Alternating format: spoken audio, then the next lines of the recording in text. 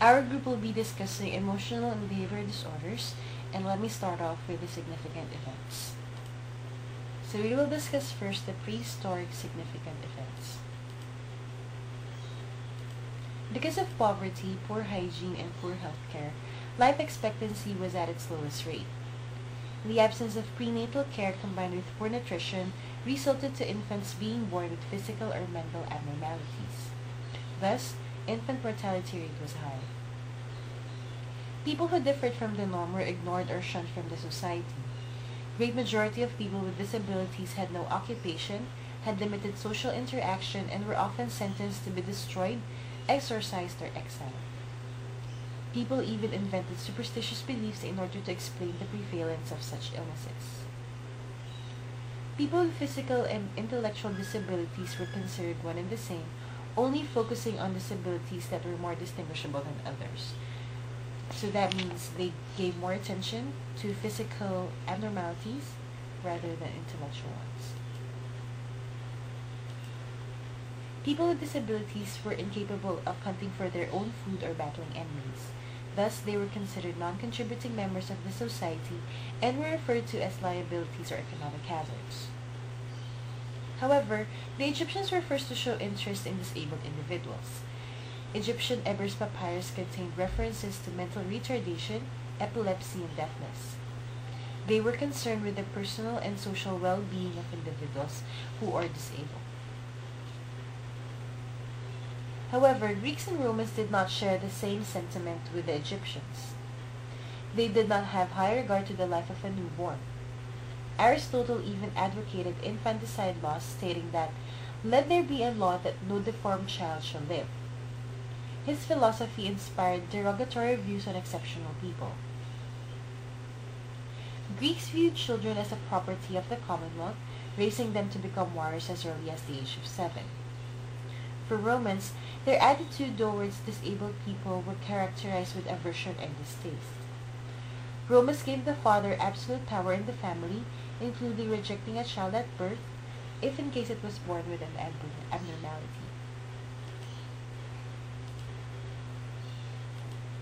Medical treatment of people with disabilities preceded attempts at education. Hippocrates adopted medical techniques from Egyptians in treating people with disabilities. He practiced rational supernaturalism and emphasized the balance of the bodily humors, in which madness was a product of an excess of a humor. Humans believed that disabilities were caused by superhuman entities or from gods with a divine or demonic origin.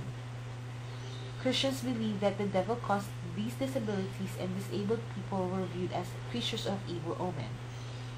Some Christians viewed these disabilities as a form of punishment for the sins of the individual or his parents. Let's now go to the 1600s. The 1600s is often referred to as the segregation phase. Demonology and superstitious beliefs once again prevailed. People attributed abnormal behavior to unscientific causes. There was an increase in abnormal behavior, for example, the group hysteria, in a form of dance mania. Monasteries became the refuge of people with mental disorders. However, as the clergy promoted possession by demons, they resorted to inhumane treatment methods.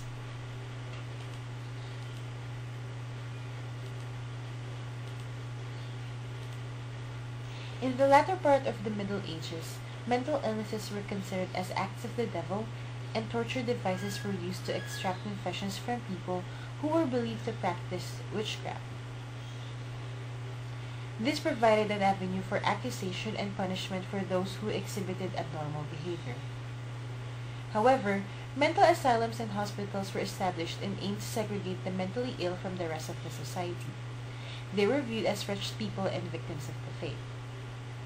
The first asylum established was the Hospital of St. Mary of Bethlehem, and it was established in London in 1947.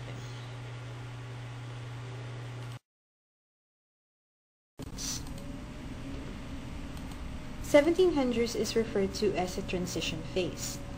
European writers wrote about the rights of children and adults. The revolutions fueled the concepts of freedom and individual rights. Moral therapy or moral treatment was first introduced by Philippe Pinel, a French physician. He experimented with mentally ill patients in a hospital named Le Bizerte.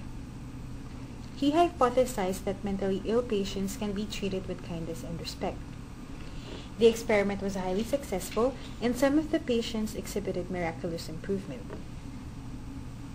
Mid-1700s, anecdotal writings about abnormal behavior in children began to appear in case studies and diaries.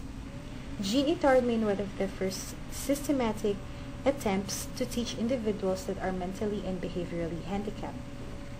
He made a case study about educating Victor, the wild boy of Aveyron. Victor roamed the forests of southern France and survived on his own. Itard taught him skills that are social and practical as well.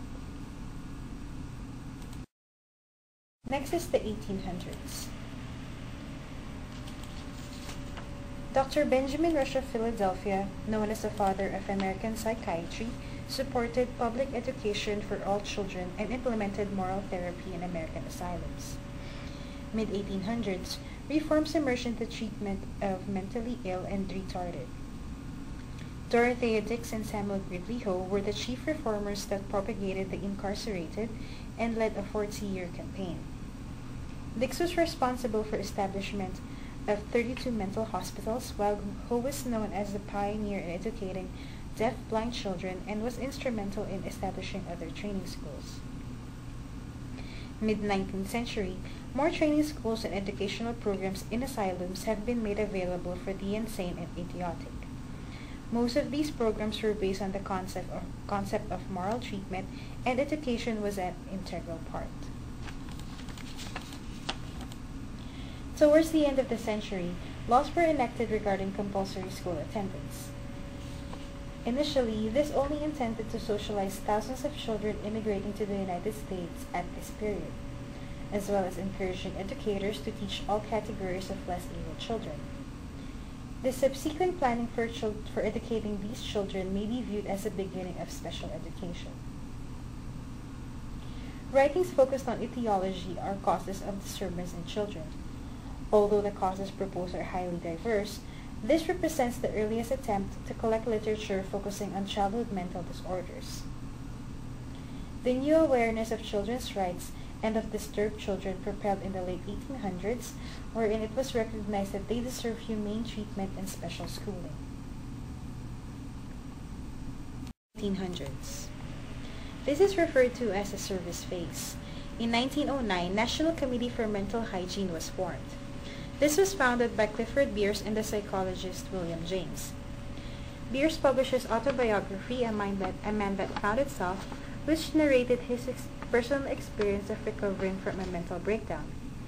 This also narrated the poor treatment he received in 3 different institutions before he eventually recovered in the home of a sympathetic attendant.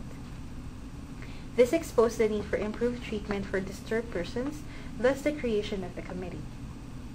This event is often viewed as the beginning of mental health movement in America, which increased public awareness of mental health problems. This also helped establish clinics and mental health programs in public schools. In 1930, these programs have been established across the country, and the first children's psychiatric hospital was founded in Rhode Island in 1931. The Council for Exceptional Children was formed in 1922. Members promoted the rights of handicapped youth. The American Ortho-Psychiatric Association was founded in 1924, wherein they were dedicated in researching and procuring information of childhood behavior disorders. In 1930, the White House Conference on Child Health and Protection was facilitated. This event marked the first time that special education was nationally recognized as a legitimate part of education. Systematic attempts to define etiology, therapy, and prognosis of disturbed children have already begun. However, these attempts focused on childhood schizophrenia and were often beleaguered by the differences over the use of classification systems. Other studies also focused on defining milder behavior disorders. Model educational programs for severely emotionally disturbed children were also established, examples of which are found below. So, example is the one formed in 1935. Classrooms for children in Bellevue Hospital in New York was set up. Another is the Orthogenic School in Chicago in 1945. In 1946, the 600 schools in New York, and also the Pioneer House in Detroit. And in 1953, the League School in New York. The post-war era gave a new push for special education. In 1950, the National Association for Retarded Citizens was formed, which influenced laws to be passed pertaining to the education of the mentally handicapped by 1956. National organizations for parents and educators of children with behavior disorders were also established.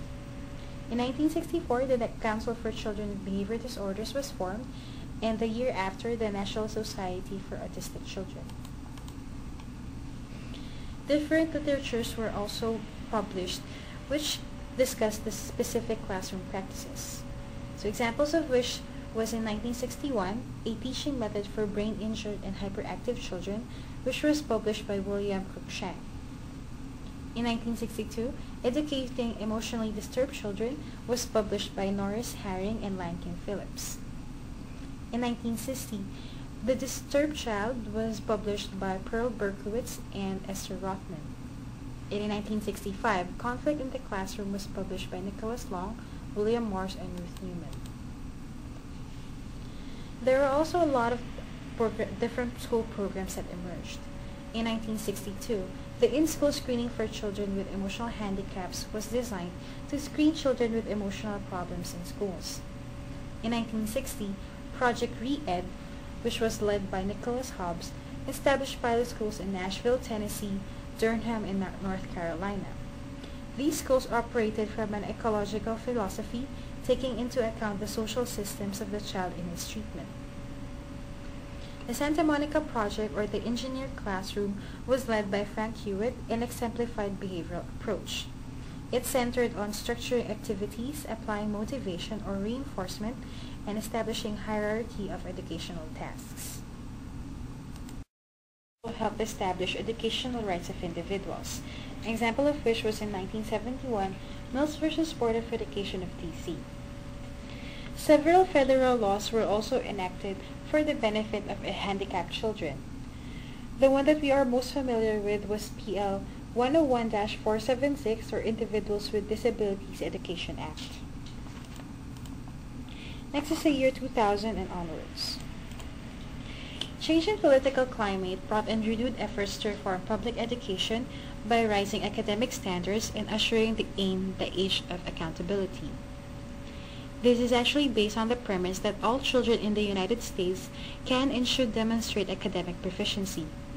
This is in response to the international test scores that American children are lagging behind other nations in academic proficiency.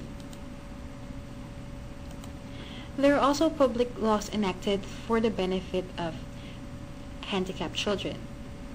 So in year 2001, the No Child Left Behind Act, or PL 107-110, was enacted. In the same year, the President's Commission on Excellence in Special Education was formed. The commission was charged with the responsibility to continue President Bush's educational vision for America. And in 2004, there were a few amendments to the IDEA Act.